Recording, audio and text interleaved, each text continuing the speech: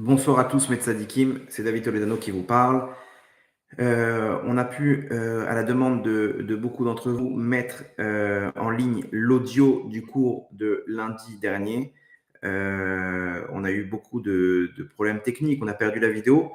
Donc, par contre, on a l'audio. Donc, voici l'audio, il n'y a pas d'image, mais en tout cas, accrochez quand même vos ceintures. Le message est très fort, je pense, même si la qualité, un peu moins. En tout cas, priez pour moi. Priez pour moi si vous pouvez. David Ben Esther, il y a beaucoup de bâtons dans les roues pour ces cours et ça pourrait être d'une aide précieuse. En tout cas, le cours de l'audio, il est pour Bezrat Hashem, la Refoua Shlema de Claude Moshe Ben Yvet Léa et les Louis Nishmat, l'Avdil de Bellara Odette Bat Fortuné Messaouda.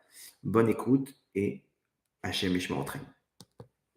Maintenant, dans la paracha précédente, ok, Yaakov lui-même, il utilise le mensonge. Yaakov qui est Midat Haemet, c'est-à-dire la vérité, lui-même il se déguise en Esav pour voler les brachot.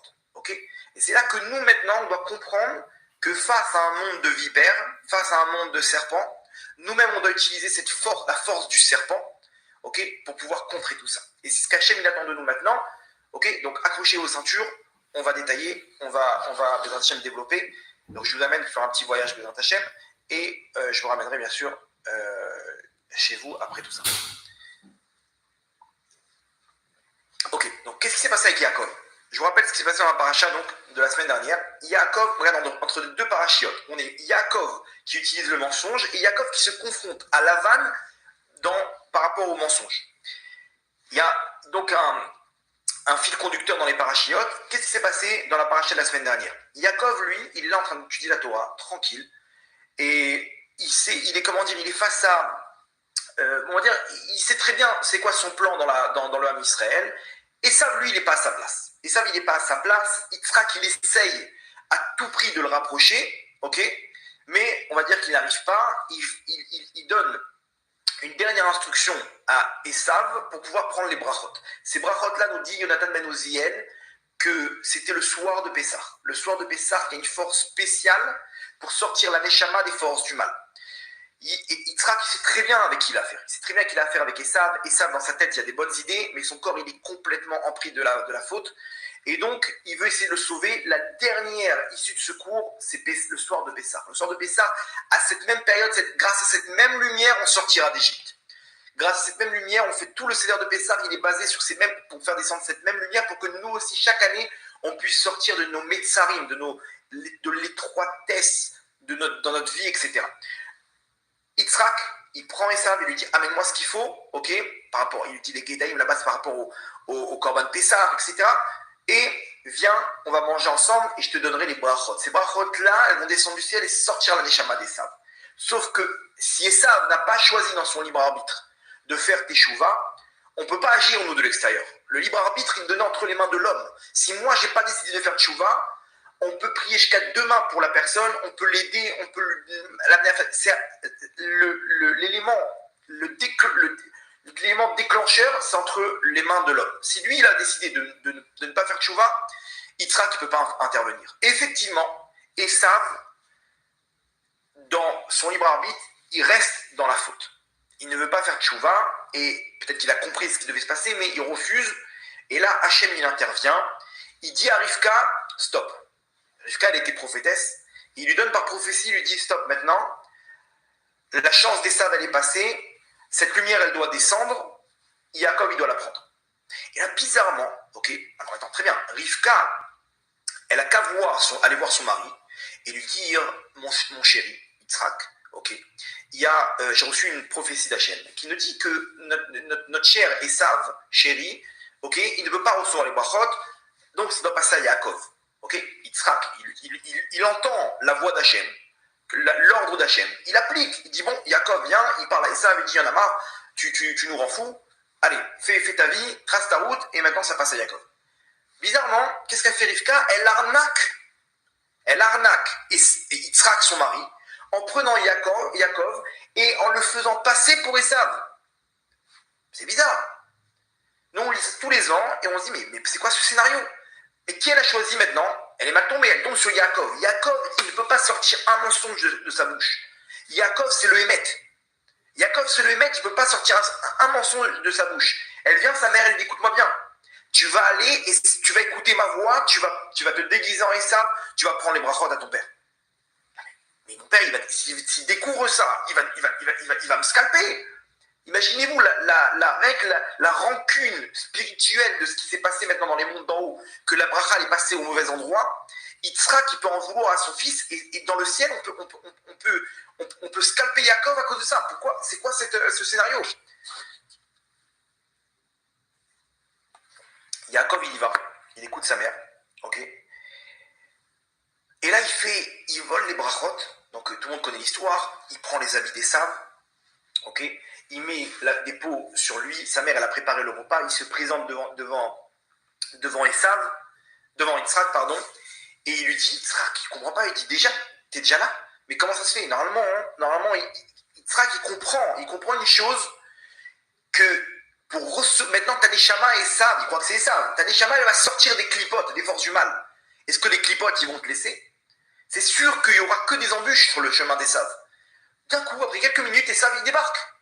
Il ne comprend pas. Attendez, je vais vous lire dans les mots parce que c'est incroyable. Il lui dit,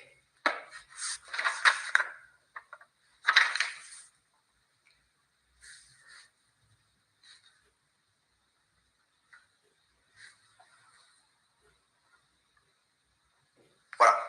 Vayavo el Aviv, il arrive Yaakov devant son père. Vayomer Ineni, il lui dit donc, me voici. Et Yitzhak lui dit, Miata Béni, qui es-tu? Comme ça, qui es-tu? Voilà, tu m'as demandé, je suis là. Il ne peut pas faire le lien que c'est ça. Vayomer Yaakov el Aviv, Anochi, Esav Bechorecha. Je suis. Alors, en hébreu, on dit Anochi, je suis, virgule, c'est-à-dire je suis, c'est-à-dire moi, c'est moi, Yaakov, ok? Virgule, Esav, c'est ton premier-né. Qu'est-ce qu'il a menti? Il n'a pas menti. Il a fait une grosse arnaque, mais il n'a pas menti. Ok? Asitika Sherdi Bartaïla, j'ai fait comme tu m'as demandé. Kumna, lève-toi, je t'en prie. Sheva Ve'achela Mitsedi, viens et mange de ce que je t'ai préparé. Ba'avour Tevachani Nafshechak, afin que tu puisses me bénir. Vayomer Yitzhak el Beno, il dit à son fils, Mazé Miartal Imtso Beni. Comment tu t'es dépêché pour trouver? Zé Béni Esav, Imlo, c'est toi mon fils Esav. Il ne comprend pas Yitzhak. Il dit, mais comment t'as fait aussi rapidement que ça? Comment les clipotes, ils t'ont laissé faire tout ce. D'arriver comme ça, tranquille au Seder de Pessah. Il comprend. T'es sûr que c'est toi Esav? Et là, il vient, il se rapproche de lui, à Kol Kolem. Yitzhak, on ne parle pas d'un bleu, on ne parle pas d'un débutant. Yitzhak, il comprend très bien de quoi il s'agit. Mais Yitzhak, il fait le lien, et là, il a compris, vous allez voir ce qu'il a compris. Maintenant, Rivka, elle lui donne les habits. Rivka là-bas, elle lui dit une chose, elle lui dit, je t'en supplie, Ve'ata, maintenant, mon fils, béni, Shema Bekoli. Écoute ma voix. Pourquoi maintenant? Et pas que maintenant et pas à un autre moment? Pourquoi, à l'époque, oui, j'aurais pu ne pas écouter ta voix. Maintenant, je dois écouter ta voix. La chair animée de sa votra, ce que je vais te dire. Et elle lui dit aussi une autre chose. Vato merlo imo, alay ki la techa, mon fils, béni. Ta klala, s'il te fait une klala, ton père Yitzhak, elle est sur moi. N'aie pas peur. Fonce mon fils et prends les brachot. Et Yaakov, il prend les brachot, ok? Et il récupère tout ça et ça. Alors pour comprendre ce qui se passe, donc il est où le Hémet? Elle est où la vérité? Et ça, et Yaakov, en tant que comme le serpent, il a comme une langue de vipère. Il est venu, il a menti pour pouvoir récupérer les brachot. Comment on peut expliquer cette histoire? C'est incompréhensible. Alors on va dire non, il n'a pas menti, etc. Mais d'accord, mais pourquoi une arnaque? Pourquoi un scénario pareil? Pour comprendre, il faut ouvrir ce que dit le Harizal, ok? Il nous ramène ça dans Sefer Alikoutim là-bas, Shar Alikoutim là-bas sur le Pasouk. Et il nous ramène, écoutez bien, accrochez-vous bien, il nous ramène qu'en fait toute cette histoire, pour la comprendre, il faut savoir, il donne un élément. Tout ça, c'est une histoire de Gilgoulim. C'est-à-dire que ici, le scénario, il est venu ni plus ni moins que réparer la faute d'Adam Arishon. La faute d'Adam Arishon, quoi, ils ont dû faire tout ça pour récupérer ce qui a été le dommage qui a été fait à la faute d'Adam Arishon.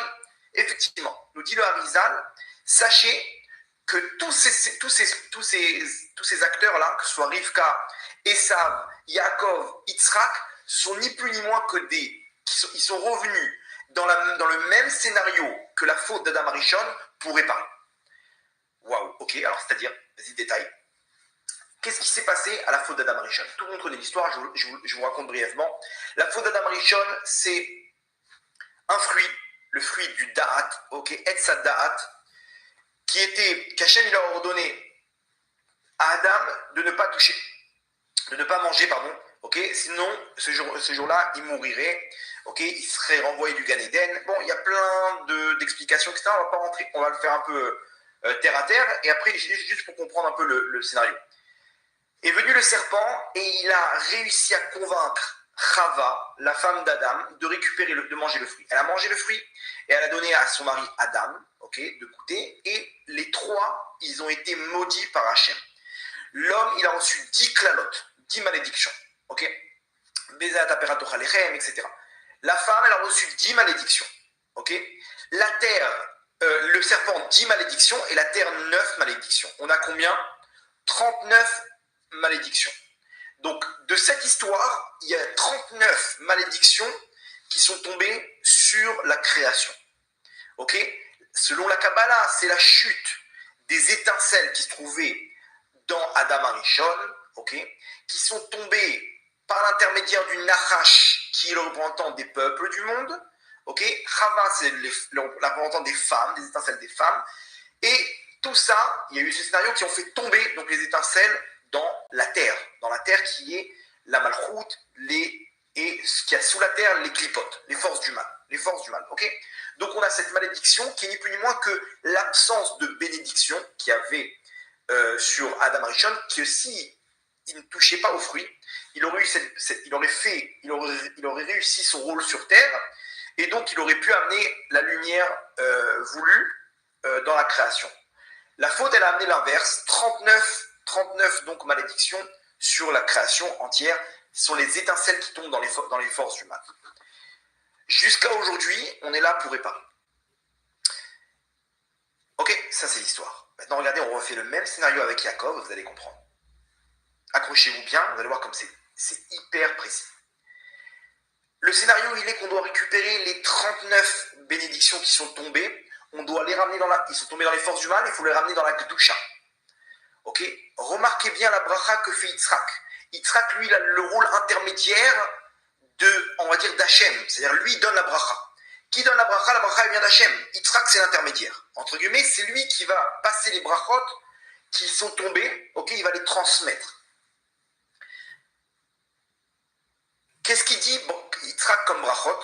Veiten lecha Elokim mital hashamaim. C'est quoi mital hashamaim? Tal, c'est la valeur numérique de 39. Hachem, que te donne Hachem, regardez bien la bracha qui fait à Yaakov, mital hashamaim, des tal. Le tal, c'est la rosée du ciel. C'est quoi cette bracha? Tu vas recevoir la rosée du ciel. Ok, ça me fait rien. Quoi que mon champ, il soit un petit peu humide. C'est ça la bracha. Non. Ici, il y a une allusion. Tal, c'est la valeur numérique de 39. Que les 39 malédictions qui sont tombées, maintenant tu les récupères. Pour les récupérer, le seul scénario, c'est d'arnaquer Esav, qui est le Gilgoul du serpent. Le serpent, qu'est-ce qu'il a fait? Il a arnaqué Chava, et Chava, elle a fait tomber Adam. Maintenant, on est obligé de faire le même scénario inverse. Pour récupérer les brachot, on doit arnaquer le serpent, ok? Mais qui arnaque le serpent? Chava, qui est Rivka, qui vient utiliser Yaakov qui est le Gilgoul de Adam, Arishon. Et là, ça doit passer de la même manière pour récupérer les brachot. Comment? Donc, on envoie à Esav, et là, on vole les brachot à Esav, celui qui est le serpent, qui nous a volé les brachot. Où est-ce qu'elles sont tombées ces brachot, ces étincelles? Dans les forces du mal, qui sont représentées par le serpent. Le serpent, c'est le Nachash HaKadmoni, ok, le Satan. Comment on lui récupère? Il faut venir au même endroit, et faire la même action. C'est-à-dire que Yaakov, qui est le Gilgoul d'Am Arishon, il doit revenir chez Esav. qui est le serpent, récupérer, lui voler les brachot, de la manière que lui nous a arnaqué. Et il a fait tomber les brachot. Nous, on doit l'arnaquer au même point, descendre au même point que lui, l'arnaquer et récupérer les brachot. Et pour ça, elle lui dit quoi? Elle lui dit quoi, Rivka? Elle lui dit...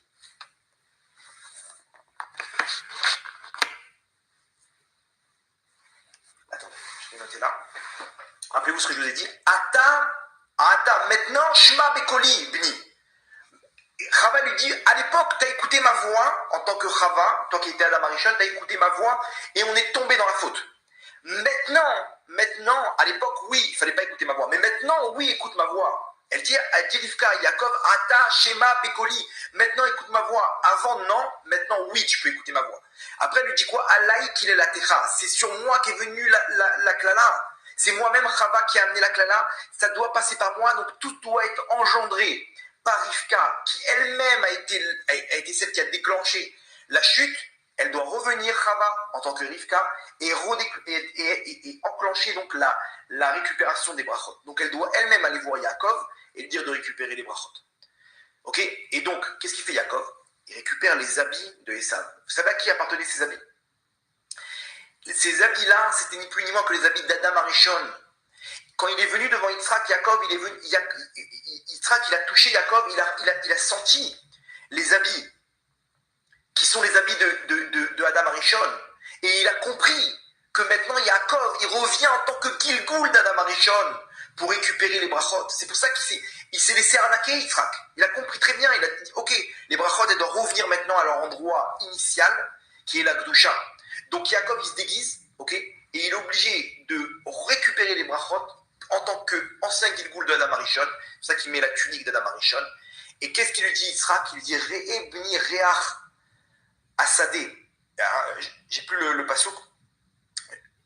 Il lui dit, mon fils, regarde, tu as l'odeur du sadé. C'est quoi ce sadé? Sadé, c'est le Gan Eden.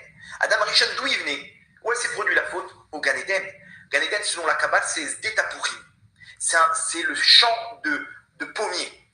Donc, Yitzhak, il dit, regarde, il y a l'odeur du Gan Eden, ça veut dire qu'on revient au même endroit, le Gan Eden. Les mêmes personnages qui sont Adam Arishon avec le même habit. Et il vient récupérer, voler à Esav, qui est le serpent que lui-même il leur a volé à Adam et Chava. Qui déclenche tout ça? Chava, qui est Rivka. C'est pour ça qu'elle lui dit, maintenant tu dois écouter ma voix.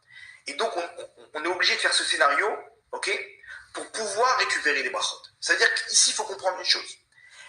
Pour récupérer les étincelles, ok, on doit revenir au même endroit, dans les mêmes conditions, ok, redescendre là où on est descendu, ok, là où s'est produit la faute, et récupérer les étincelles. C'est énorme. C'est-à-dire que maintenant, on a un autre scénario de ce qui s'est passé dans la paracha de Toldot. On a fermé la boucle, on a récupéré au Satan, qui est Esav, au serpent, on lui a récupéré toutes les brachot, ok. Et pour ça, il faut que Adam et Chava reviennent en Rivka et Yaakov, ok, pour pouvoir arnaquer et récupérer les tal brachot, les 39 brachot qui sont tombés dans les forces du mal. Donc on est encore là, malheureusement, parce que le Satan, il a mis un coup, il a riposté. Il ne s'est pas laissé faire. L'ange, là-bas, on va le voir dans la prochaine paracha, il a mis un coup dans la hanche, donc il a récupéré une partie des étincelles encore une fois. Il n'a pas laissé ça à Yaakov. Ok? Donc c'est pour ça qu'on est toujours là en Galout. En tout cas, bon, il y a plein de trucs dans ma tête là, j'espère que c'est clair. N'hésitez pas à m'arrêter si vous voyez que ça se complique. En tout cas, on a compris une chose, que pour récupérer les étincelles, on doit se déguiser en Nachash. On doit nous-mêmes utiliser le Nachash, le plan du Nachash, parce que c'est là-bas qu'on doit descendre dans les forces du mal. Dans les forces du mal, on doit utiliser les mêmes ustensiles que le serpent pour pouvoir sortir les étincelles. Ok? Maintenant, vous allez comprendre pourquoi il a menti, Yaakov. Il n'a pas menti, il a joué avec les mots. Mais 2 secondes, Yaakov, toi, tu es la Midat Haemet, toi, c'est la vérité. Mais c'est quoi la vérité? La vérité, c'est un peu subjectif. Quelqu'un qui aime telle voiture, pour lui, le Emet, la vérité, c'est telle voiture. Pour une autre personne, c'est pas le même Emet. Donc c'est quoi le Emet absolu? Le Emet absolu, il faut savoir une chose, que c'est le plan divin, c'est le plan d'Hachem. Il n'y a que ça comme vérité absolue, c'est le plan d'Hachem. Donc Yaakov, lorsqu'il change les mots, il le fait pourquoi? Pour le Emet absolu, qui est le plan d'Hachem de récupérer les étincelles qui sont tombées. Donc c'est pas du mensonge, c'est du émet. Vous comprenez c'est quoi le émet? Donc Jacob, il a menti entre guillemets, mais par rapport à une donnée qui est le émet absolu. Donc ça s'appelle pas mentir pour lui. Ok? Parce que le but, c'est le émet. Le émet, c'est le plan d'Hachem. Et pour ça, il est obligé de changer les mots. Il n'a pas menti. Il a dit, c'est toi Esav. Il dit, Anochi, c'est moi. Qui toi? Entre parenthèses, Yaakov, virgule, mais Esav, c'est lui ton premier-né. Mais pourquoi tu fais tout ça, Yaakov? C'est le émet. C'est ça le émet, le plan d'Hachem, de récupérer les étincelles. Aujourd'hui, on est dans la même situation. Les sages, les kabbalistes, les Koubalim, ils disent que ce monde-là, dans lequel on se trouve, c'est ni plus ni moins que le ventre du serpent. Beten Anachash. Chacun d'entre nous, on a le même rôle que Yaakov de récupérer les brachot, nos brachot personnels. Okay? Chacun de nous, on est lié face à une partie d'étincelle. Et donc Hachem, il nous prend dans le Gan Eden. Et il nous dit, mon fils, à toi de jouer. Tu descends maintenant. Tu dois descendre, ok? Et tu dois récupérer les étincelles qui sont tombées. Comment ils sont tombées ces étincelles? Gilgoul d'avant, dans une ancienne vie, on a fauté. Ok? Ah, mais pourquoi on a fauté? Parce qu'on a dû descendre pour aller chercher les étincelles. Et donc, ça, c'est dû, la descente, elle est due à un Gilgoul encore d'avant. Donc là-bas aussi, on est descendu, on a dû fauter. Donc, c'est par rapport à la descente, elle vient par rapport à un Gilgoul encore avant, jusqu'à qu'on remonte à Adam Rishon. Donc, en fait, Hachem, il fait tout un scénario pour qu'on descende. Comment ça? C'est-à-dire que c'est voulu? Oui, c'est voulu par Hachem. Pour ça, il nous fait descendre par la faute pour qu'on récupère les étincelles. Et là, on descend, ok? Dans tous, chacun d'entre nous, si on est dans ce monde-là, c'est qu'on a quelque chose à réparer, ok? Ou plus exactement, maintenant vous avez compris qu'on doit récupérer nos étincelles de notre Neshama. Et donc, nos sages appellent ce monde-là le Beten Anachash, le ventre du serpent.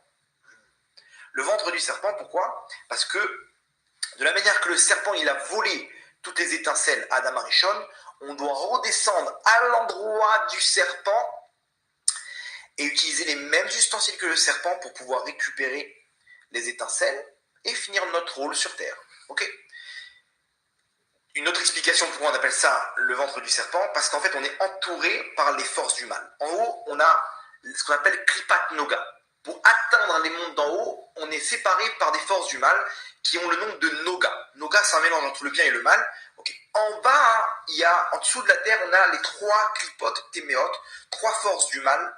Okay. Ça, c'est 3 forces du mal où là-bas, il y a des étincelles très très grandes et c'est en profondeur qu'on va les chercher. Ça, c'est la dernière génération, okay, qu'on appelle les Neshamot du Tohu, qui vont aller les chercher.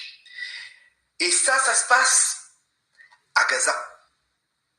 Quel rapport? Comment tu relis Gaza maintenant avec l'histoire? Attendez, je vous explique. Ok, donc juste pour finir. Donc on a les trois Klipot Téméot qui sont en dessous de nous et au-dessus de nous qui nous séparent d'Hachem, la Klipa Noga. Donc on est entouré de forces du mal comme un serpent, comme dans le ventre d'un serpent. Et on doit se connecter avec Hachem et casser la Klipa qui nous sépare par le fait par nos mitzvot, nos prières, etc. Et ne pas se faire attraper par les clipotes en bas qui nous tirent vers le mal, qui nous tirent vers la faute. Ok, parce que là-bas on descend. Mais c'est voulu, la descente elle est voulue pour que là-bas on fasse tchouva et là-bas on retire les étincelles qui sont en profondeur, qui sont le plus dur à retirer. Et à ce moment-là, lorsqu'on a terminé, chacun de notre côté, on fait les forces du mal n'ont plus de vitalité.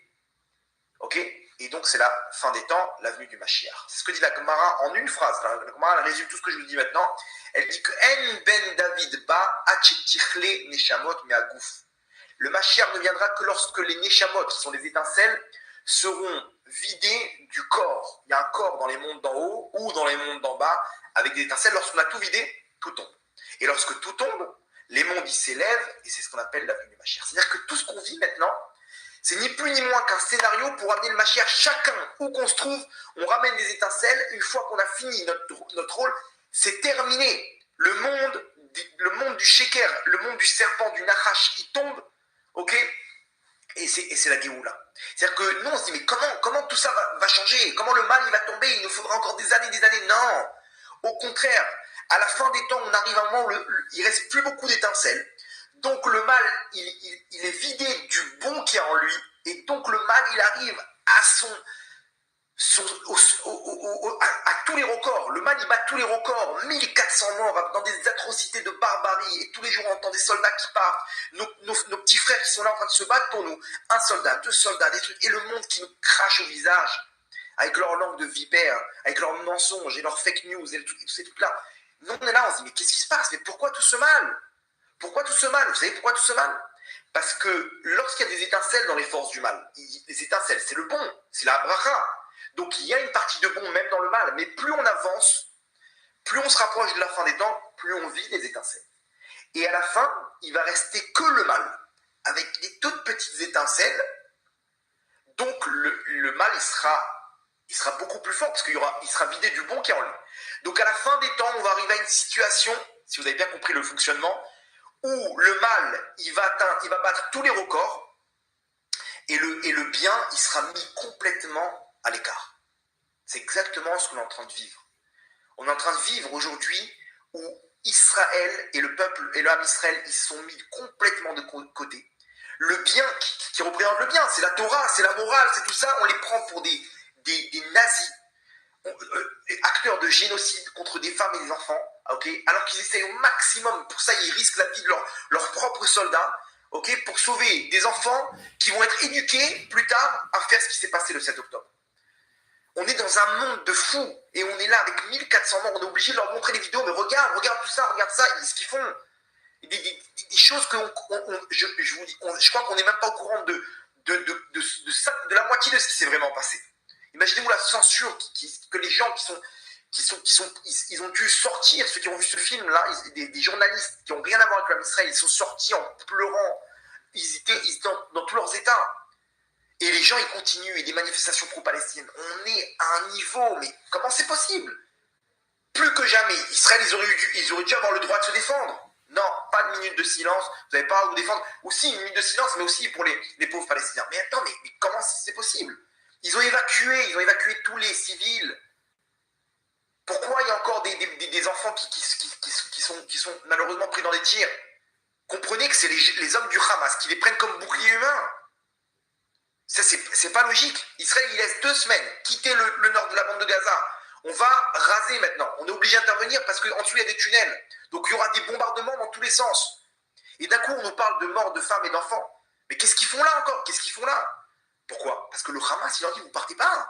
On a besoin de vous. On a besoin de vous face à ces faibles de soldats israéliens qui n'osent pas, faire bouger un peu le monde en tuant femmes et enfants. Et donc, nous, on perd de nos soldats. Regardez dans quoi on vit, On est dans un monde de sheker terrible. Zebeten al-Khash. Ça, c'est le ventre du serpent. Et arrivé à la fin des temps, le peu d'étincelles, donc le peu de bon qu'il y a dans le mal, il va être vidé, mais rassurez-vous. Rassurez-vous, c'est que le mal, il n'en a plus pour longtemps. Si le mal, il prend tous ses états et qu'on arrive à voir toutes ces horreurs, c'est parce que c'est le dernier coup avant la fin des temps. Encore quelques étincelles, et c'est terminé. Maintenant, je vous avais dit que les clipotes c'est là-bas, c'est en profondeur qu'on doit descendre. Bizarrement, ce qu'ils sont en train de faire les soldats de Tsahal, ils sont en train de descendre pour aller chercher les dernières étincelles. Remarquez bien là-bas, ils font des tfilotes. Des tfilotes. Il y a des études de Torah à l'intérieur même. Il y a des schémas Israël, il y a des tfilines, des trucs, des actes d'émouna, de prière, de téhilim à l'intérieur même de la bande de Gaza. Là-bas, ils sont en train de récupérer les dernières étincelles. Où sont les otages? En profondeur, là-bas, dans les tunnels. C'est pas pour rien, ces otages-là, c'est des neshamot, c'est des étincelles très, très, très, très grandes. Ces gens qui sont partis l'Oaléno, c'est des étincelles très, très grandes qui devaient descendre en profondeur et subir les souffrances qu'ils ont subies, malheureusement, pour pouvoir réunir les dernières étincelles. Ne vous inquiétez pas, on va les voir très prochainement, ces gens-là. Parce qu'on est à la fin des temps. On est à la fin. J'espère que c'est la fin. Bon, mais qu'il n'y ait pas encore d'autres étincelles encore pires que ça, que le mal ne nous réserve pas encore malheureusement un autre round dans toute cette histoire. Mais il faut comprendre qu'on doit descendre pour aller chercher ces dernières étincelles. Et ça se passe à Gaza. Pourquoi Gaza? Ok, là vous allez voir, quand on scanne tout le Tanakh, il se passe un truc à Gaza. Un épisode dans le Tanakh, il se passe à Gaza. Je reprends un petit peu de Emouna. quand on se calme tout le chasse, on arrive à Shimshon. Shimshon, le guerrier Shimshon à Gibor. Lui, il se fight, écoutez bien, tout seul à Gaza. C'est-à-dire qu'il est en plein Gaza, tout seul, et il massacre les Pélishtim. Alors, je vous invite, vraiment, même pas, je vous en supplie, regardez ce cours qu'on a fait il y a 2-3 mois qui s'appelle Les combattants du Mashiach. Là-bas, on ramène toute l'histoire de Shimshon à Gibor. Vous allez voir, ça va vous donner beaucoup d'infos sur ce qu'on est en train de raconter sur les étincelles. C'est exactement le travail qu'a fait Shimshon. Shimshon, il a fait le travail du Mashiach. Shimshon, ça veut dire un petit Shemesh. Shemesh, quand on dit en hébreu, dans la langue hébraïque, lorsqu'on dit une connotation petite, okay, une petite connotation du mot, on rajoute donc Shemesh, Shimshon. Okay.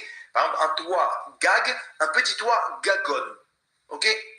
Shemesh, le soleil, qui est à l'image du Mashiach. Shimshon, le petit soleil. Pourquoi? Parce que Shimshon, il avait ni plus ni moins que le rôle du Mashiach. Que le Mashiach, c'est la valeur numérique de Nachash, de serpent, qui doit récupérer les étincelles dans le Nachash. Ah, il doit faire, rappelez-vous, le Nachash, ce qu'il a fait pour faire tomber les étincelles, le Mashiach, qui a la même valeur numérique, il doit faire le même travail, c'est le travail dans le chemin inverse. Donc il doit descendre pour récupérer. Shimshon, je vous fais l'histoire en rapide, ok? Shimshon, il a une force surnaturelle, parce qu'il a une gdusha, il a une sainteté immense. Il y a un ange qui va voir sa mère et qui lui dit, fais attention, il ne doit pas se couper les cheveux, il ne doit pas boire de vin. Il a ce qu'on appelle la gdusha du nazir. Okay, donc vraiment, je vous invite à voir ce cours-là. Les combattants du Mashiach, vous allez voir, on explique en détail ce qu'il a voulu faire, c'est incroyable. Vraiment incroyable. On va remettre ça, on ramène à une autre dimension et on ramène une autre dimension dans cette histoire et vous allez voir en détail. Là, je ne peux pas vous faire tous les détails, mais je vous invite à voir le cours.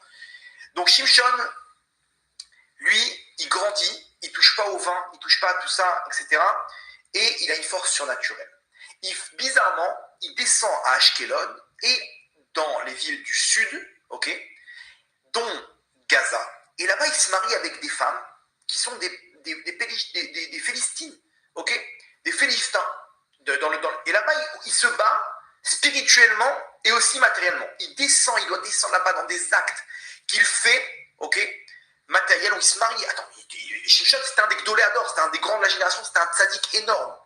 Okay, il a besoin d'une femme, de convertir une femme qui se trouve chez les ennemis.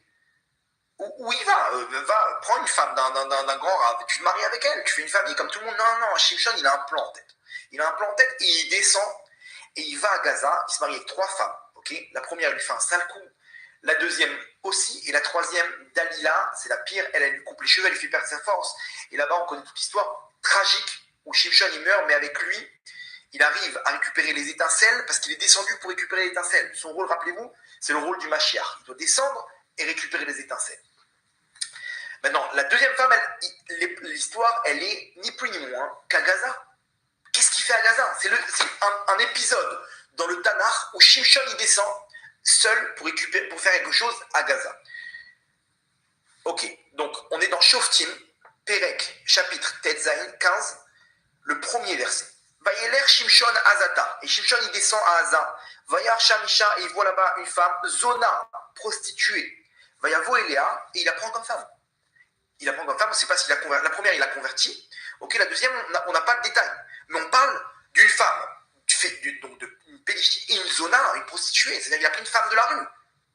Ok, il a vu chez elle des étincelles. C'est-à-dire qu'il fallait descendre dans les clipotes à Téméot. Je vous rappelez, c'est la faute. Là-bas, c'est sûr qu'il n'a pas fauté. Mais il a dû la convertir, il a dû faire ce qu'il faut, mais il est parti chercher dans la basse classe, chez les ennemis d'Israël, ok, et une prostituée. Qu'est-ce que tu fais, Shimshon? Qu'est-ce que tu fais? Regardez la suite. La Azatim, les morts, ils ont dit donc aux habitants de Haza, bah Shimshon, il est là, Shimshon, il est parmi nous, c'est le moment d'intervenir. Bah Shimshon, Hena, Vaya Sovu, et ils se sont donc retournés vers lui. Vaillé Ervulo, et ils lui ont fait un guet-apens.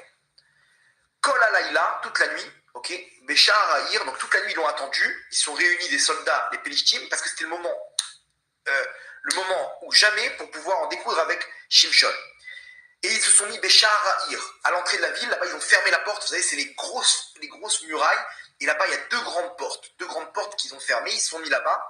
Quand ils disent il va sortir, il va voir la porte fermée et on va l'attraper, on va le tuer. Vaïtrachachou, donc ils se sont tus, ils se sont mis en silence. Kol alayla, toute la nuit, les morts, ad or aboker. On va attendre jusqu'à le petit matin. Vayar genuhu, et on va le tuer. Ok, donc ça c'est le plan magnifique. Il est là, il est coincé, il n'a pas où sortir. Il va arriver au petit matin pour sortir, on va l'attraper. Regardez la suite. Vaishkav Shimshon ad, en plein milieu de la nuit, Shimshon il ouvre les yeux. Vayakom bechatzelayla, et il se lève. Écoutez bien la suite. Il arrive en plein milieu. Il a compris très bien, il a senti le guet-apens. Il se lève en plein milieu de la nuit et il est devance. Et il arrive pour sortir à l'entrée de la ville de Gaza. Et là-bas, il y a des portes. Écoutez bien la suite. Vayechoz bedaltot sha'ar ha'ir, et il attrape les portes de Gaza. C'était une force de la nature, Shimshon. Ou bishte à mezuzot, et avec les deux frontaux, c'est-à-dire qu'il n'a pas démonté la serrure. Il a pris la porte et tout le contour de la porte, des murailles.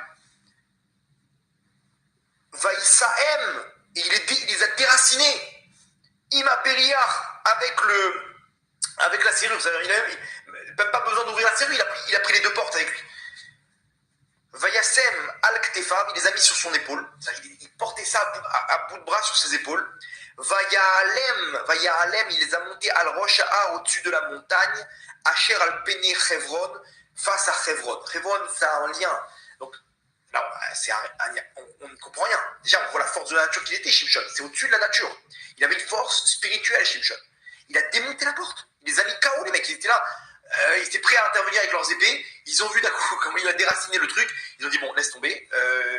Vaut mieux pas s'occuper de lui. Maintenant, il y a des allusions. Je ne vais pas rentrer dans tout ça. Je vous invite encore à voir le cours. Là-bas, j'explique. C'était 60 amas, c'était 30 mètres elle faisait 30 mètres, ces portes. 60 amas, ça représente la matérialité. Il a déraciné toute la matérialité qu'il y avait dans Gaza. Dans Gaza même, il les a portés, il a ramené tout ça dans la Gdusha, qui est Chevron, qui représente donc la Malchoute. La Malchoute, c'est Chevron, ok. C'est le territoire de Yehuda qui reprend la Malchoute. La Malchoute, c'est la Gdusha. Donc lui-même, il a montré par là que l'acte qu'il a fait avec cette femme-là, c'est ni plus ni moins qu'il a déraciné toutes les étincelles qui se trouvent dans Gaza, et il a ramené ça, ok, dans la Gdusha. Donc il faisait des opérations Shimshon, seul face au monde, seul face à toute une armée. Il avait besoin de personne. Il faisait des actions matérielles qui étaient très bizarres, mais spirituellement, elles avaient un objectif, c'est de ramener les étincelles des clipotes atéméot, qui se trouvent dans le Nachash à Kadmoni, bizarrement à Gaza. Et là-bas, il est ramené dans la Gdusha. Donc aujourd'hui, on est en 2023, on a une partie du Ham Israël qui sont à Gaza et qui descendent matériellement eux aussi dans des tunnels, ok, pour aller chercher des juifs qui sont en captivité, qui ont en eux des étincelles, puisque ce sont des Neshamot, et là-bas on essaie de les récupérer et les ramener en Israël. C'est un prix qui vaut cher. Les forces du mal, ils ne laissent pas faire ça. On n'a pas la même force que Shimshon. Pourquoi ? Malheureusement, on n'a pas la même Gdusha que Shimshon. Shimshon, quand est-ce qu'il a perdu sa force ? Quand il a coupé ses cheveux.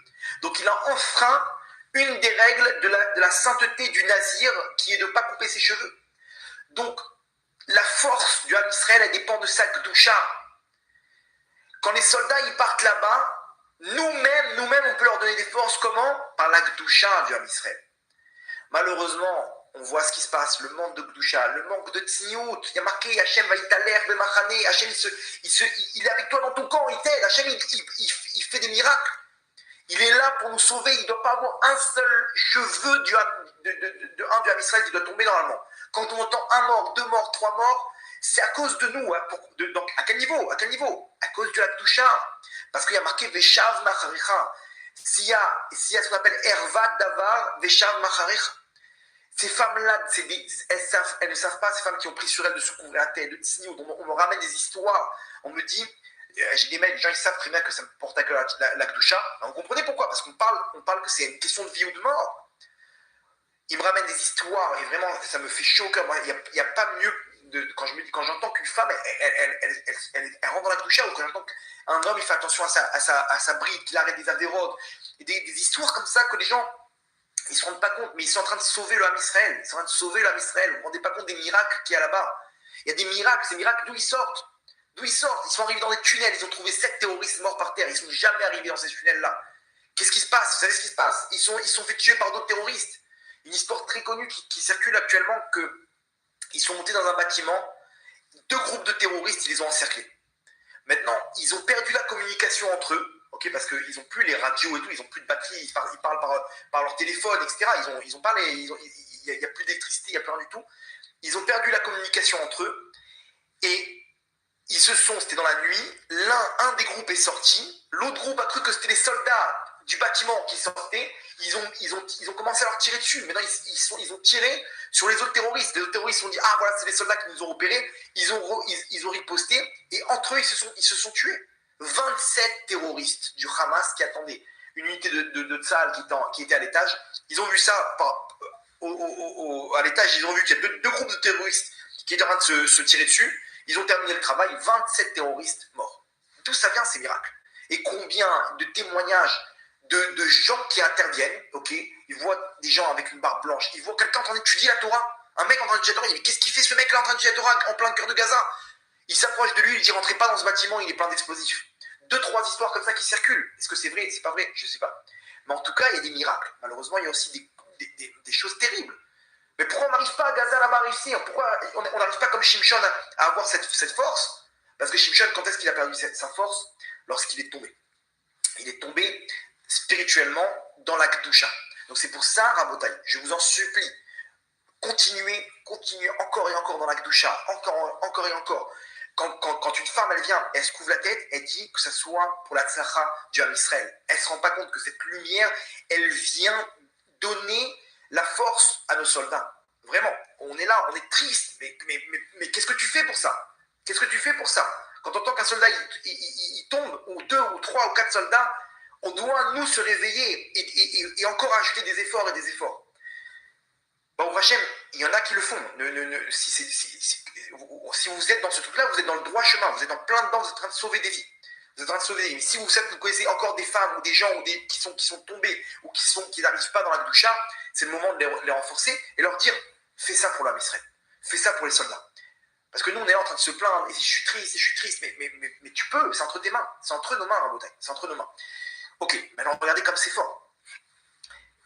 Shimshon, il vient de quelle tribu? Shimshon, c'est la tribu de Dan. Dan, on dit sur lui,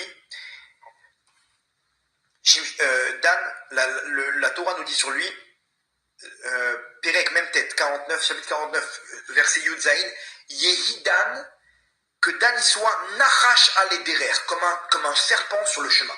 Un serpent sur le chemin, ok, il est là, il se balade, on ne fait pas attention à lui, il est tout en bas. Le serpent, il descend tout en bas. Et qu'est-ce qu'il fait ce serpent-là? Donc, Dan, il a une particulier de ce qu'on appelle Ratso Veshov. Il monte tout en haut et il descend tout en bas. C'est le serpent. Ça, c'est le rôle du serpent. Le serpent, il est tout en bas. Aujourd'hui, vous savez pourquoi? Parce que le rôle du serpent, c'est comme Shimshon. Il descend tout en bas, il récupère les étincelles et il remonte en haut, il fait tomber la force du mal. Comment? Yehidan Nachash al-Ederer, que Dan soit ce serpent-là sur le chemin, Anosher Igvesus, qui mord les talons du cheval, va y Paul Rorvo Achor, et que le cavalier, il tombe à terre. Donc lui, Dan, il a cette capacité du serpent. Le serpent, comment il revient? Rappelez-vous ce qu'on a dit, le serpent, c'est le Mashiach, que nous-mêmes, on a cette prina de Mashiach, chacun d'entre nous, aller chercher les étincelles pour faire avancer la Géoula. Comment on va chercher ces étincelles? Quand on descend. On descend. Et là-bas, ce qu'on fait, les mitzvot, la teshuva, la kdusha, etc., on va chercher les étincelles et on fait tomber le cavalier qui est sur le source, qui est sur le cheval. Donc c'est les forces du mal, elles tombent, et là c'est la vue du Mashiach. Ça c'est le rôle du serpent. Donc c'est dur, ok, on est en plein dedans, on vit des jours qui sont terribles pour l'Am Israël. Pourquoi? Parce qu'on est en train de descendre. On est en train de descendre et on entend des histoires et des histoires et des histoires. Cette descente, ok, il faut qu'on se rassure en disant que c'est ni plus ni moins que le rôle du serpent qui descend, mais il ne faut pas rester là-bas à pleurer, à se morfondre sur notre sort. Non, non, non. C'est là qu'on doit lever nos manches. Et comme Shimshon, on utilise toute la force qu'on a pour récupérer les étincelles. Encore des prières, encore de la doucha, encore, on se bat. Où qu'on soit, dans ce monde-là, on est face à des épreuves terribles, parce qu'on est les dernières Neshamot, on est les Neshamot du Tohu, c'est les Neshamot qui sont pris des forces du mal, on doit descendre tout en bas, on est la dernière génération, on doit descendre dans une génération qui n'a jamais existé, une génération où on voit des choses terribles, on voit des choses incroyables pour descendre dans les dernières étincelles et récupérer. Donc, on a des traumatismes, on est dans des délires terribles, des noms de Malach Kabbalah, ADHD, des problèmes de concentration. Il n'y a jamais eu ça, des traumatismes, des OCD, et je ne connais pas les termes en français, mais des trucs psychologiques, ok, où on est tous dérangés. Un petit problème dans son enfance, le mec aujourd'hui il est dérangé, et des problèmes nafshi aujourd'hui dans le psychologie qu'on n'a jamais vu. À l'époque, les gens ils étaient forts. Aujourd'hui, les Neshamot, elles sont très faibles. Parce que, pourquoi on est faible aujourd'hui? Parce qu'on est des Neshamot du Tohu, des Neshamot empris de mal, empris de clipotes. Mais quoi, on doit se morfondre sur notre sort? Non, non, non, Rabotaï. On va se lever et nous débarrasser de toutes ces clipotes. Mais comment tu fais? Comment on fait? Le Nachash. Nous-mêmes, il faut qu'on utilise cette langue du vipère, de la vipère comme ça. On ne se laisse pas attaquer. On ne se laisse pas attaquer par la tristesse, par ce qui se passe dans le monde et par comment dire, le désespoir. Ça y est, on en a marre, qu'est-ce qu'on va faire, qu'est-ce qu'on va devenir, on est dans une impasse. Et là, maintenant, ils veulent parler d'un cessez-le-feu. Le cessez-le-feu, nous, il n'y a pas de cessez-le-feu pour nous. Dans les mitzvot, on doit continuer à se battre et à se battre et à se battre. C'est dur, c'est dur. On entend des histoires, on entend on se dit, mais comment on va faire pour sortir de ça? Pour sortir de ce traumatisme qu'on a du 7 octobre. Des gens qui ont vu des choses terribles, que ce soit en vrai ou en vidéo, des gens qui sont blessés, qui ont perdu des membres à vie. On parle de quel traumatisme. Imaginez-vous, rien qu'une histoire minime, un problème dans notre éducation, dans notre enfance, on ramène avec nous ce bagage et on souffre, on a des problèmes de shalom bayit, des problèmes dans tous les sens à cause d'un petit truc que mon père il m'a pas dit je t'aime, ou ma mère elle m'a pas kiffé comme ça et mon truc comme ça, et des petites histoires comme ça qu'on n'arrive pas à cicatriser. Alors imaginez-vous aujourd'hui ce qu'on a vécu. On a vécu la Shoah en 2023 pendant une journée. Une journée, on a vécu un jour à Auschwitz, au Kafakela, au plus profond des enfers. Et on ne connaît rien encore, on ne connaît rien de ce qui s'est vraiment passé. Et on va voir qu'il y a des traîtres à l'intérieur des gens qui sont là, qui dirigent, et que c'est à cause d'eux tout ça. Des gens qui ont donné tout ce qu'il faut pour qu'il puisse se passer, pour faire tomber des gouvernements. Hachem et Rachem, on est dans une situation, on se dit, mais comment on va faire? On est pris dans le Beten Anachash, dans le ventre du serpent. Les dirigeants au-dessus de nous, ils sont tous corrompus, ils sont tous pris entre les mains du rêve rave. À côté de nous, nos voisins, que ce soit le Gaza, Yehuda et Shamron, en Judée-Samarie. Un sondage, hier, à se tirer les cheveux. Un sondage dans les Arabes de Judée-Samarie.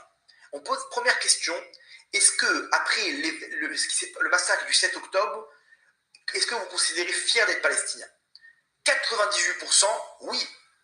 Après le massacre du 7 octobre, on est fier d'être palestinien. Bon, on va dire encore c'est légitime. Il y a quand même un regain de victoire, etc. Ok, c'est là. Deuxième question, est-ce que vous êtes content de ce qui s'est passé le 7 octobre? Accrochez-vous bien, 77%, oui, on est content. De 1400 morts dans une barbarité. Tu peux être fier d'être palestinien, mais être contre la barbarie. Ok? Non, je ne suis pas content. J'aurais préféré que ça soit une guerre normale. Pourquoi faire tous ces actes qui sont interdits selon le Coran? Ok? Selon le Coran. C'est-à-dire que leur joie, elle est contraire à ce que leur impose le Coran. Donc quand tu es content de ça, tu es content de fauter devant ton Dieu. Entre parenthèses. Donc il y a 77% des gens qui sont contre le Coran. Imaginez-vous le paradoxe. Bref. Troisième question. Est-ce que vous aurez été prêts, vous aussi, à rejoindre les rangs du du Hamas le 7 octobre avec des armes pour combattre? 56%, oui. Donc, regardez ce qu'on a de l'autre côté. On est face à des fous. Les mecs, on est face à on est en plein milieu on est Beten Anachash, le ventre du serpent. Le monde, ils sont contre nous. Ce qui se passe maintenant en France et à Londres, les mecs sont face à Daesh en plein cœur de Londres. En Turquie, en Tunisie. On a vu ce qui s'est passé au Daghestan, etc. Le Yémen, mais d'où ils sortent ceux-là? Mais laissez-nous tranquilles, mais fais ta vie tranquille. Qu'est-ce que tu fais? Ils sont à 2000 km, qu'est-ce qu'ils ont contre Israël? Le Liban, c'est 250 000 missiles. Et tous les jours, boum, ça bombarde. La Syrie, les milices chiites, en Irak, en l'Iran. Mais qu'est-ce qui vous arrive? Vous n'avez rien d'autre à faire. Vous n'avez rien d'autre à faire dans votre vie. Beten Anachash. Beten Anachash, c'est le mal dans toute sa splendeur, ok? Et nous, le petit mouton, là-bas, le petit mouton du Ham Israël, face à 70 loups.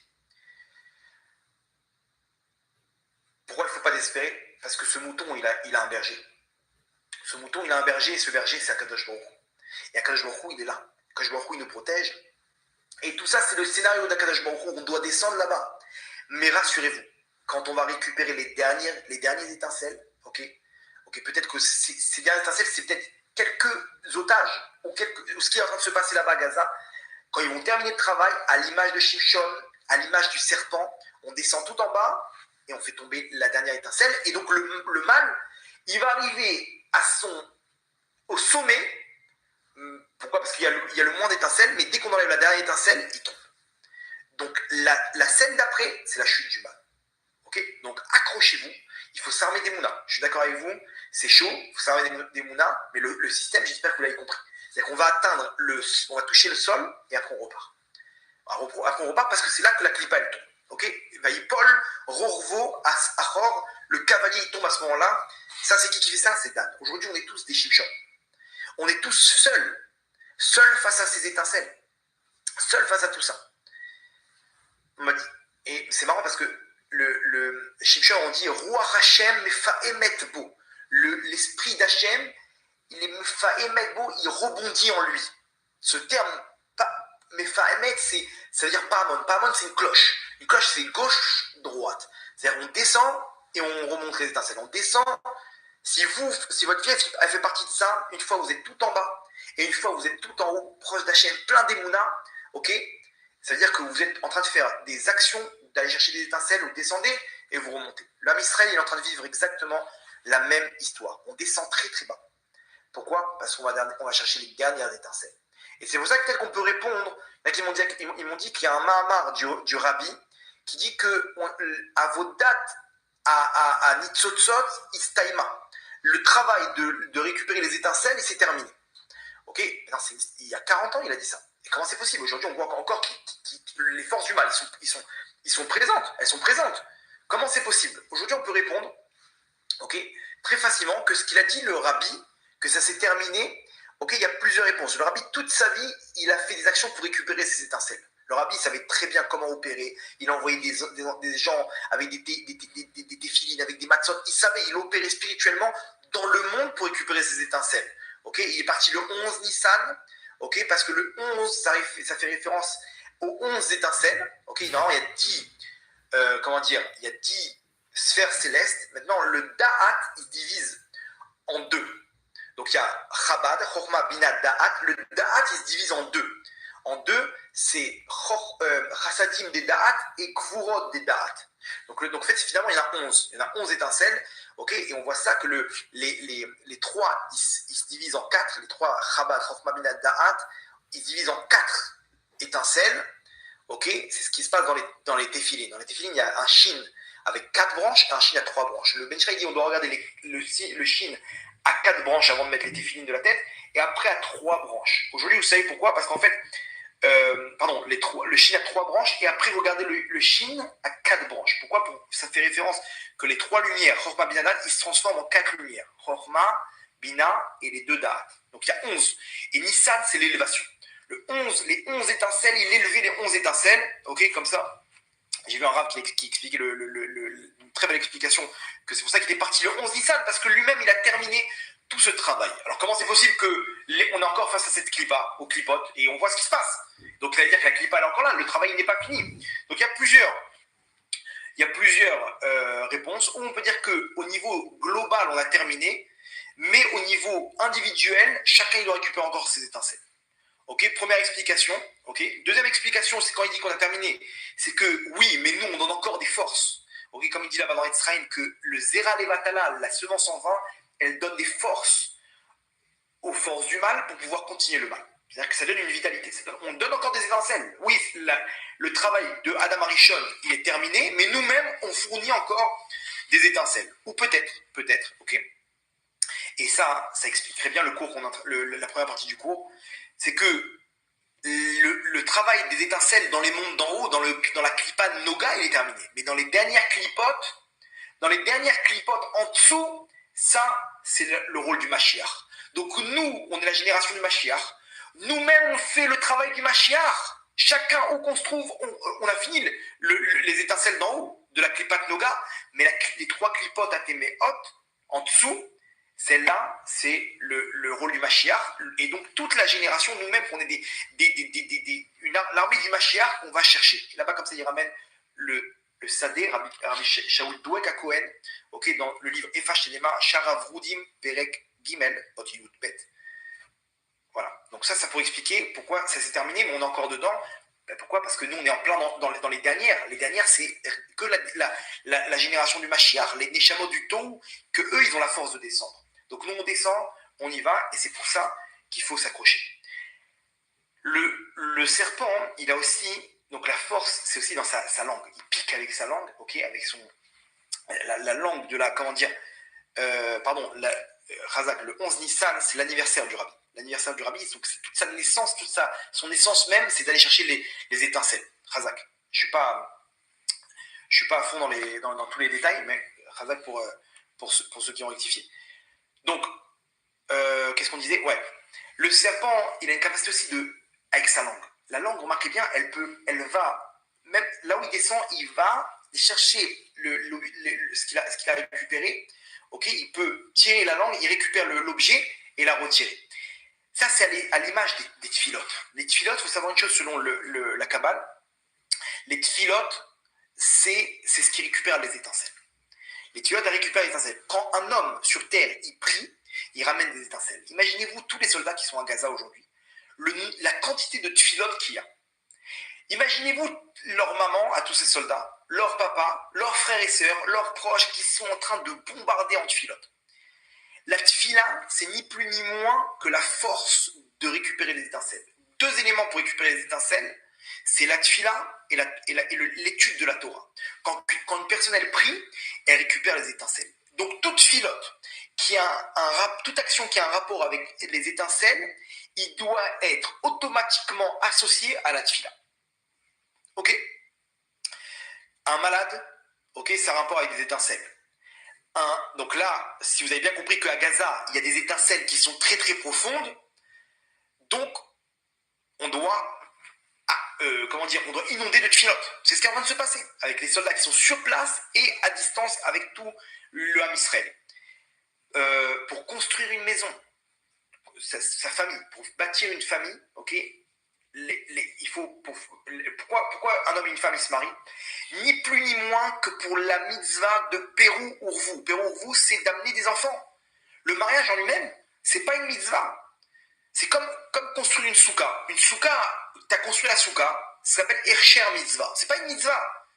T'as embelli la mitzvah qu'il y aura le soir de Soukot de manger ton kazaït de pain dans la souka. Vous comprenez?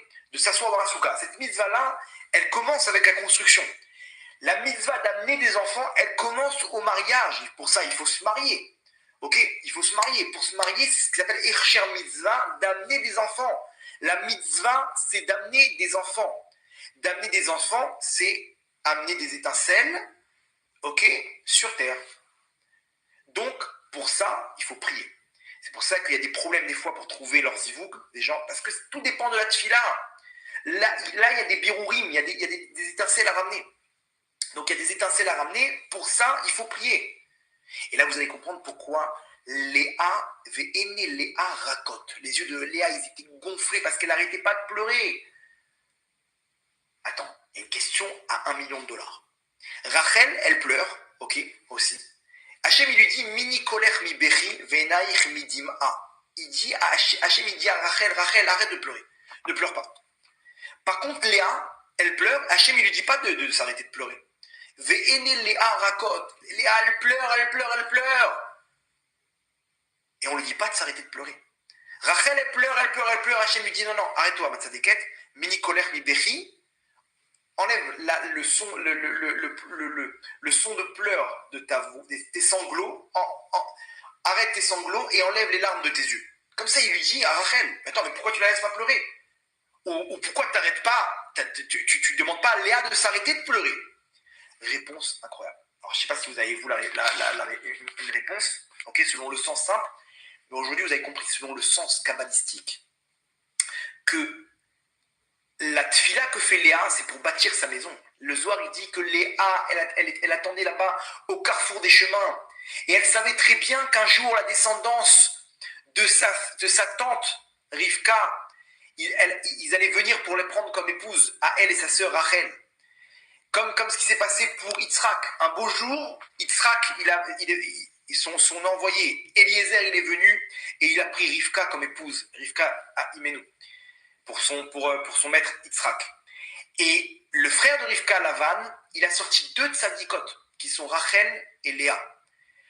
Et elle-même, elle savait très bien qu'un beau jour, un jour viendra, où les enfants de Rivka, 2 garçons, veulent venir les prendre comme épouses. Elles savaient très bien, elles ont compris la puissance de leur neshama dans ce monde de fous, qui est Lavan et Haran. Et Yaakov, il descend en personne à Haran. Le Zohar, il dit Haran, c'est une clipa terrible qui s'appelle Haron Af. Pourquoi il doit descendre là-bas, Yaakov? Pour aller chercher Rachel et Léa. Et dedans, il y a toutes les étincelles du Ham Israël chez Lavan. Et c'est pour ça que du jour au lendemain, quand est-ce qu'il part? Quand il voit Pnei Lavan, Lokitmol Shilshom. Il voit que la face de Lavan, elle n'est pas comme les jours d'avant. Pourquoi? Parce qu'il a vu Yaakov qu'il n'y a plus d'étincelles chez Lavan. Donc maintenant on peut partir. Il a récupéré toutes les étincelles là-bas, ce qu'il a fait avec le menu et gros bétail là-bas, avec le menu bétail, il a récupéré toutes les brebis. Ça, c'était les étincelles du Ham Israël qui étaient coincées dans la clipa de Lavan, de Haran. Lavan, ce menteur qui a essayé d'arnaquer Yaakov, finalement Yaakov, il a réussi à arnaquer Lavan et à récupérer toutes les étincelles, dont ces 2 neshamot qui sont Rachel et Léa. Maintenant, Léa, elle demandait aux gens qui venaient de Canaan, elle entendait que lui, il est venu de Canaan, cette personne-là. Donc elle allait le voir et dit, dis-moi, est-ce que tu sais si Yitzhak et Rivka, ils ont des enfants? Oui, ils ont 2 jumeaux. Bizarrement, comme vous. Rachel et Léa, c'est 2 jumelles. Ok, et comment? Mais non, Léa, c'était la plus grande. Elle pose la question, elle dit, comment il est l'aîné? Ouh, Esav, c'est un fou furieux, c'est un mafieux. C'est un tueur en série. Le mec, il des femmes et de l'idolâtrie. Elle attrape une syncope. Elle dit, mais c'est pas possible. Quoi, mon mari, c'est un fou. Et par contre, il y a un deuxième Yaakov. Ouais, c'est une perle, un tzaddik. Léa, elle s'est dit, moi, je veux me marier avec le tzaddik. Elle savait pas que le plus grand avait. Il y a un tzaddik et un rachat. Qu'est-ce qu'elle a fait, Léa? Elle a commencé à prier. Maintenant, pourquoi on l'a pas empêché de prier? Parce qu'elle prie pour bâtir sa famille. Pour son zivouk, pour amener des enfants, pour amener les tribus d'Israël. Pour ça, c'est des étincelles. Pour les étincelles, chaque prière, elle compte. On ne peut pas l'empêcher de prier. Maintenant, Rachel, pourquoi on l'empêche de prier? Parce que Rachel, elle prie dans un moment où il faut faire preuve d'émouna. Elle dit, Hachem, quand est-ce qu'ils vont être libérés, tes enfants? Quoi? Tu doutes de la suite des événements, Matzadika? Là, c'est pas la prière. Ta prière, c'est un manque d'émouna, Rachel. Arrête de prier, sèche tes larmes, Matzadika. Pourquoi? Veshavu banim nikvulam, parce qu'ils vont revenir, les enfants, en Géoula, ils vont revenir sur leur terre. Sèche tes larmes, Matzadika. c'est la suite des événements. Donc là, oui, on doit prier, oui, on doit se battre, on doit ramener des étincelles, oui, on doit voir le bon chez chacun d'entre nous, voir la bonne étincelle. On est en plein cœur des forces du mal, les dernières étincelles à la bataille. Il ne faut pas perdre le nord. Il ne faut pas perdre le nord. Il faut absolument se battre pour aller chercher toutes les étincelles. À l'image du serpent. Okay, donc ne pas se laisser abattre par les langues de vipères qu'il y a autour de nous. On est en plein cœur du Beten Anachash. Au contraire, on utilise les mêmes armes, okay, pour aller chercher les étincelles. Comme un Nachash, comme le serpent, on descend et on récupère les étincelles. Comment on descend? Prière, tsniout, ktusha, mitzvot. On se bat, mais comme Jacob, il est parti, il est descendu, il a réussi à récupérer les étincelles. Shimshon lui-même il est descendu, Vaïdan, Nachash à l'Ederech, comme un serpent. Nous aussi maintenant, on va recopier ce qu'ils font exactement. Ils utilisent les armes du serpent pour nous faire du mal, mais on ne va pas désespérer. On se remplit de force pour aller chercher nos soldats, pour aller chercher nos otages, nos frères, et pour aller chercher derrière tout ça les dernières étincelles. Oui, mais qu'est-ce qui va se passer avec le Liban?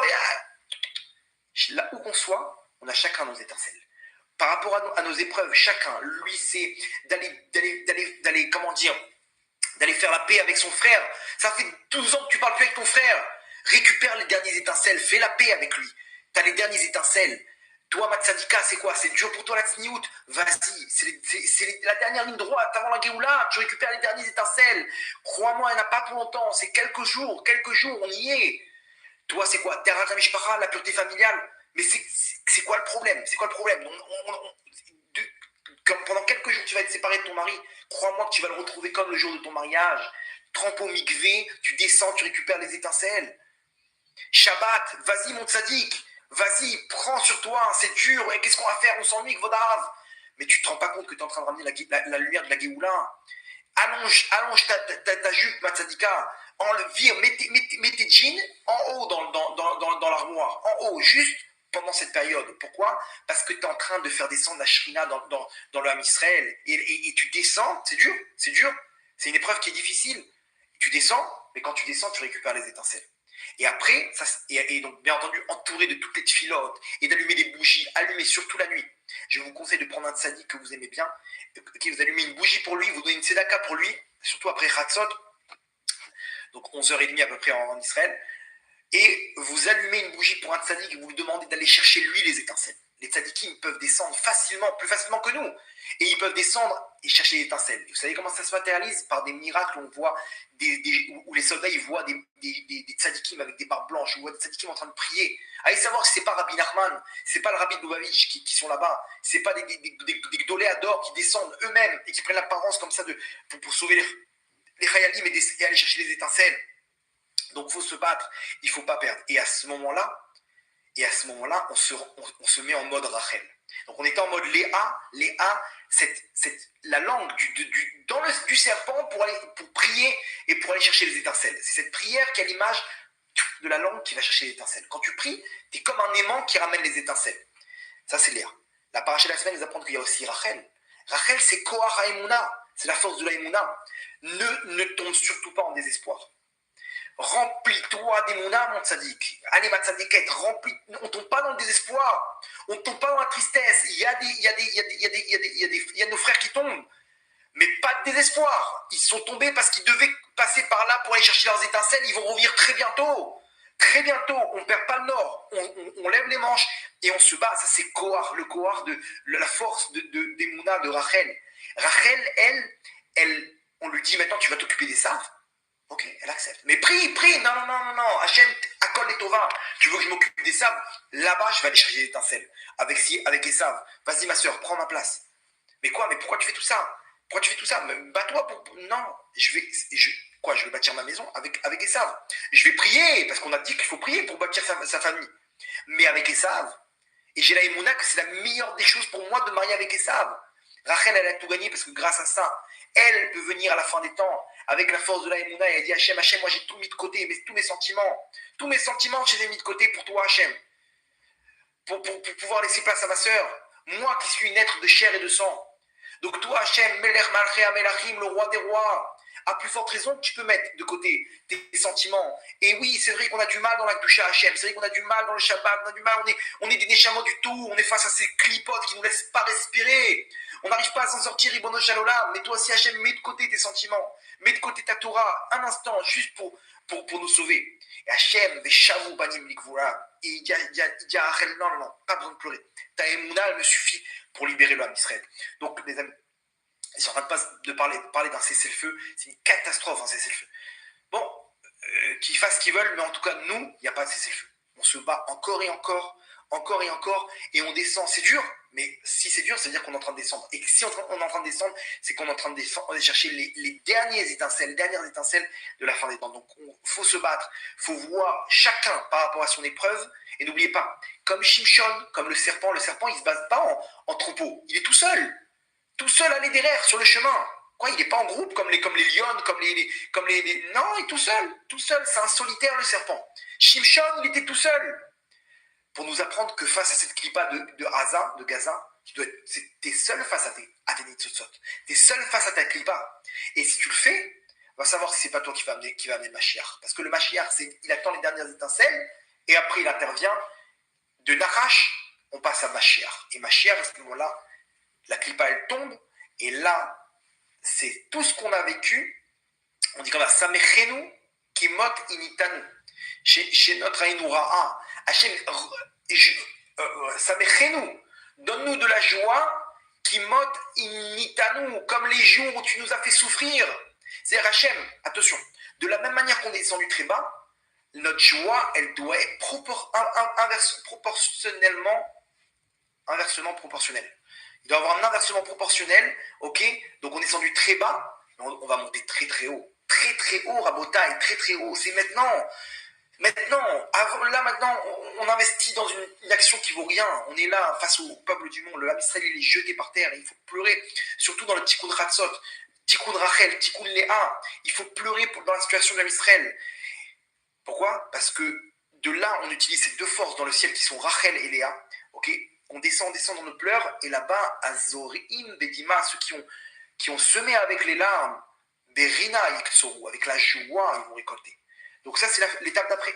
N'ayez pas peur, on continue notre travail dans les étincelles, et après, on utilise la Emouna pour la suite. La suite, on ne sait pas ce que c'est. Ça peut être très dur. Il peut y avoir encore des contractions, mais sachez qu'on est en plein accouchement. C'est dur, mais tenez bon. Tenez bon, Rabotaï. J'ai donné cet exemple-là à une personne. Je pense que c'est ce qu'il faut qu'on emporte avec nous. Mais comme quand on part en vacances, je me rappelle quand on partait, des fois on partait dans le sud de la France avec mes parents. Ok, on était 5 dans la voiture comme ça. On partait de Sarcelles, ok, où on habitait, jusqu'au sud de la France. On partait à 4h du matin. Ok, et c'était l'angoisse. On s'était couché tard la veille, dans les préparatifs, les machins, on n'arrivait pas à dormir. On dort 2-3 heures, on est dans le coma tellement qu'on est fatigué. Et vas-y, remplis la voiture. Il n'y a pas de passe pour les pieds. Et tu mets les trucs, on a avec un petit coussin, le mec il essaie de s'endormir, il essaie de trouver une petite place comme ça. Il a le cou, le dos, tout est en feu. Et jusqu'à, je sais pas, 16h, 15h, 16h pour arriver dans le sud de la France, avec 2-3 arrêts comme ça, on est en l'air. Mais qu'est-ce qui nous fait tenir? Vous savez ce qui nous fait tenir? C'est que dans quelques heures, on sera dans un hôtel 5 étoiles, ok, Club Med, la bouffe de folie, les piscines, les machins, les trucs. Bon, dans la galoute on était, malheureusement, on savait même pas c'était quoi, on mangeait pas l'avion, machin, mais on était dans... Et on se retrouvait là-bas, Club Med, la folie pendant 3 semaines. Waouh! C'est exactement ce qu'on vit à Rabotaï. On est là, on est dans les derniers instants de galoute. Mais bientôt, on va arriver à l'hôtel 5 étoiles. L'hôtel 5 étoiles, c'est la Géoula à Rabotaï. C'est la Géoula, on y est. Qu'est-ce qui donne les forces de surmonter l'épreuve? C'est qu'on souffre, mais pour arriver à la Géoula. Et donc, c'est vrai que le mal, pour l'instant, c'est lui qui a le dessus. Mais plus pour longtemps à Rabotaï. Donc, tenez-vous prêts. Gardez vos ceintures pour la suite de la Géoula à Rabotaï, parce que c'est pour très bientôt. On va terminer avec une petite histoire, si vous voulez bien. L'histoire à la Shoah. À la Shoah, il y avait une histoire incroyable où il y avait, dans les camps de la mort, à Auschwitz, il y avait ils ont essayé à Pessah de faire une matzah. Ils savaient là-bas, ils avaient un complice qui était dans les cuisines. Il dit, je t'en supplie, essaye quand il y a du blé, de côté ou de la farine, mets-nous ça dans un sac. Imaginez-vous, il a détourné le mec un sac de blé, ok? Non, pardon, ça c'est une autre histoire. Il y avait une grange avec du blé, ok, là-bas à Auschwitz, qui s'est fait bombarder par les Américains. Donc imaginez-vous, il y avait du blé partout. Il se retrouve, il voit ça comme un signe d'Hachem, ok?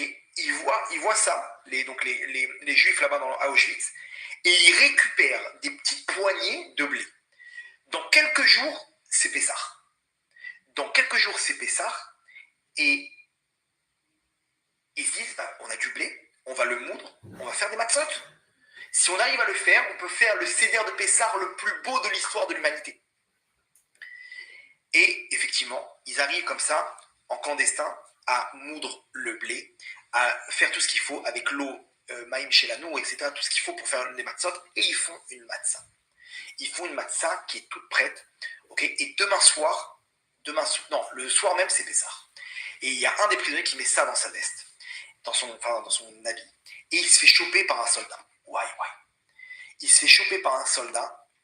Mais ils ont une petite matzah toute minus, ok, un petit kazaït, il met ça à l'intérieur de lui et il va pour ramener ça dans la chambre. Ce soir, c'est le Seder de Pessah. Et il se fait choper. Ouais. Qu'est-ce que tu fais? Il sort une galette il sait pas c'est quoi le mec. Mais qu'est-ce que vous mangez dans notre dos? Pareil, il lui met des coups de poing, des coups de bâton, des machins. Il le met par terre et il écrase la matzah par terre. Ok. Et le mec, il voit ça. Il voit les miettes de la matzah par terre, ok? Il dit, qu'est-ce que Hachem, pourquoi tu fais ça? C'est-à-dire, la pensée normalement qu'on aurait dû avoir, c'est, on veut faire tes mitzvot, Hachem, pourquoi tu nous laisses pas? Même une petite matzah, on peut pas, imaginez la détresse, qu'on souffre physiquement, mais pourquoi spirituellement on peut paralyser cette mitzvah de manger un kazaïd de matzah? Il est là en train de saigner, il a pris des coups dans tous les sens et il voit la matzah en miettes. Vous croyez qu'il s'est dégonflé? Quelle émouna ils avaient, c'est incroyable. Ils récupèrent les miettes de la matzah, les uns après les autres, comme des diamants. Et ils récupèrent tout ça dans une poignée. Ok, donc imaginez-vous, il y a aussi des poussières, des morceaux de terre. C'est pas grave. Ils récupèrent tout. Et ils pèsent tout ça. Et ils voient pile un kazaït pour manger la matzah. C'est-à-dire qu'il y avait exactement ce qu'il faut pour faire la mitzvah le soir même. Waouh, ils sont là. Et imaginez-vous, ils font un seder, donc tout le monde est là. Celui qui va manger, il va quitter tout le monde. Donc on est là. Et on refait le seder de Pessah à Auschwitz. Dans ce seder de Pessah, on dit Avadim Aïnou Bemitzraïm, on était esclaves en Égypte. Imaginez-vous les pleurs qu'il y avait là-bas, où ils sont esclaves maintenant à Auschwitz. Mais ils ne perdent pas la émouna. Hachem, tu vas nous libérer un jour, tu vas nous libérer. Ils font descendre cette lumière, ils font tout ce qu'ils font.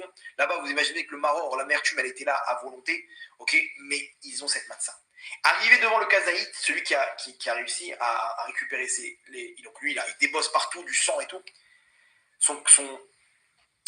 Il y a un de ses amis, il lui dit, écoute-moi, je t'en supplie, laisse-moi faire la mitzvah. Laisse-moi manger ce kazaït et je te promets, devant des témoins maintenant, que la mitzvah, le salaire de la mitzvah dans les mondes d'en haut, elle est à toi. C'est-à-dire, je veux juste vivre cette mitzvah. Je veux juste vivre cette mitzvah en direct. Maintenant, le salaire de cette mitzvah, il est pour toi, devant des témoins. Il dit, non, oui, machin, je t'en supplie, commence à pleurer, il le supplie. D'un coup, il lui dit, mais qu'est-ce que tu t'en fiches? Le salaire, il est pour toi. Il dit, bon, allez, vas-y, je te laisse la mitzvah. Il lui laisse la mitzvah, l'autre il mange, il est là en train de déguster chaque morceau, il croque comme ça, tout le monde est là, en larmes devant la scène. Ils ont réussi à faire le premier Seder de Pessah à Auschwitz. Vous imaginez bien que les Américains, ils ont continué à bombarder et ils ont été libérés. Malheureusement, celui qui a mangé la matzah, il est mort juste avant d'être libéré, et l'autre, il a été libéré. Quelques années plus tard, il fait un rêve. Il fait un rêve où il voit son ami qui a mangé la matzah, qui lui dit en pleurs, il dit, je t'en supplie. Dans les mondes d'en haut, on m'empêche de monter. J'ai une place énorme, mais dans le Gan Eden, je peux atteindre une place encore plus haute que ça. Mais il me manque la lumière de cette matzah que j'aurais dû avoir. et je te l'ai donné. Rends-la-moi, je t'en supplie. Il lui dit, mais il en est hors de question. Hein, le pacte, c'est le pacte. Et qu'est-ce que je vais Et alors moi aussi, je vais te coincer dans les mondes d'en haut. Il lui dit non, il en est hors de question. Le lendemain soir, le même rêve. Il lui dit, je t'en supplie, rends-moi les mérites de cette mitzvah. Non, il en est hors de question. Chaque qui va voir son rave. Donc lui, il est après la Shoah et tout. Il va voir son rave et il lui dit, Rave, qu'est-ce que je fais? Il lui dit, il faut demander à un grand d'Israël. Il demande ça à un grand d'Israël. Le grand d'Israël lui dit, si lui te demande ça, c'est que cette mitzvah-là, c'est ses étincelles à lui. C'est son rôle sur terre. Ne t'inquiète pas, quand tu fais le don de cette mitzvah, tu ne perdras rien. Au contraire, tu auras une mitzvah d'avoir donné ça, d'avoir libéré ton copain, ton ami, et automatiquement, toi aussi, tu vas avoir une grande lumière. Mais toi, tu ne dois pas avoir ces étincelles-là, c'est ces étincelles. Il dit, ok, il prend des témoins et il dit, je rends les mérites de la mitzvah de la matzah de Auschwitz, ok, de telle date, je les rends à telle personne. Et là, le soir même, il rêve, il voit son ami avec une grande lumière. Il lui dit, sache que je ne pouvais pas te le dire, mais grâce à ce que tu as fait, tu as une place encore plus haute que moi. Et moi, tu m'as permis aussi de monter dans les mondes d'en haut. Cette histoire, c'est exactement ce qu'on vit. On est là, à la fin des temps, en plein cœur, à nous de ramasser les dernières miettes de ces mitzvot, les dernières étincelles. Et chacun, on a notre rôle sur terre. Ne croyez pas qu'on doit devenir des babas salés. Ne croyez pas qu'on doit faire tout. Chacun, on est face à nos étincelles. C'est ces étincelles-là qu'on doit aller chercher. C'est ces étincelles-là qui vont nous amener dans les plus hauts niveaux dans les mondes d'en haut. Et c'est ces étincelles-là qui vont amener la Géoula, Berachamim, Gdolim, Bezrat Hashem. Donc soyez forts. Tenez bon. Tenez bon, on y est. Ok, on est chacun face à nos étincelles. Ce qui est dur, c'est ça. C'est là qu'il faut mettre le paquet. Mais il n'y en a pas pour longtemps. Pourquoi? Parce qu'Hachem, il a décidé bientôt de libérer son peuple. Comme ce qui s'est passé à la sortie d'Égypte. On va vivre bientôt et on va oublier tous les miracles de la sortie d'Égypte. Tous les miracles, on les a oubliés parce qu'on va être dans un monde incroyable. Très bientôt, donc, Bezrat Hashem, avec la Géoula, Berachamim, Dolim. Baruch Adonai Leolam, Amen ve Amen.